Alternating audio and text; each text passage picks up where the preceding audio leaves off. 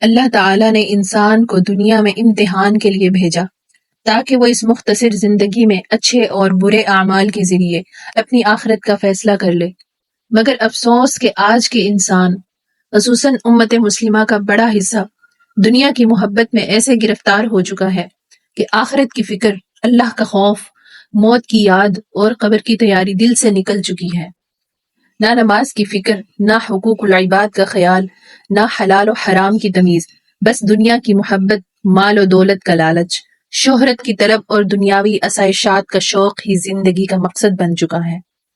جبکہ قرآن مجید اور احادیث مبارکہ بار بار دنیا کی حقیقت بتاتے ہیں اور آخرت کی تیاری کی نصیحت کرتے ہیں، کیونکہ دنیا کی زندگی عارضی اور دھوکہ ہے۔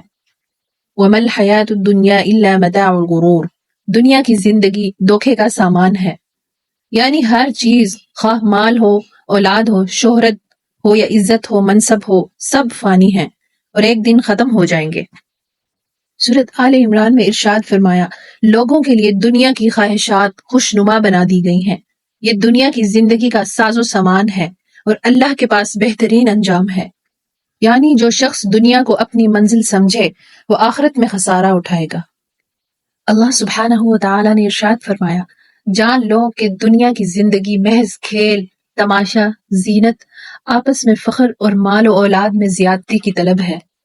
جی ہاں، دنیا کی حقیقت اس سے زیادہ کچھ نہیں، اور انسان اپنی ساری عمر ان چیزوں کے پیچھے لگا کر آخرت کو بھول بیٹھتا ہے۔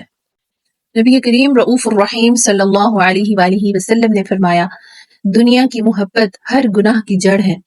یعنی جب دل میں دنیا کی محبت پیدا ہوتی ہے تو انسان جھوٹ بولتا ہے، خیانت کرتا ہے، ظلم کرتا ہے، نمازیں چھوڑ دیتا ہے، حق تلفی کرتا ہے اور آخرت کی فکر چھوڑ دیتا ہے۔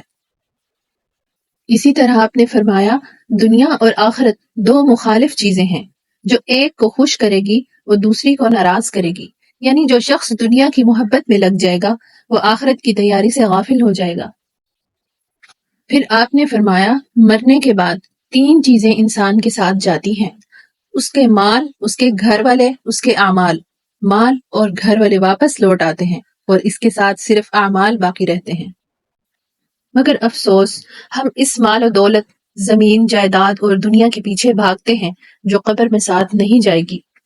دنیا کی محبت انسان کے دل کو آخرت سے غافل کر دیتی ہے۔ شیطان دنیا کی لذتوں کو دلکش بنا کر دکھاتا ہے اور انسان فانی چیزوں کے پیچھے آخرت کی ابدی نعمتوں کو بھول جاتا ہے۔ حضرت علی رضی اللہ تعالی عنہ فرمایا کرتے تھے، دنیا پیٹ پھیرنے والی ہے اور آخرت سامنے آنے والی ہے، تم دنیا کی نہیں آخرت کی فکر کرو۔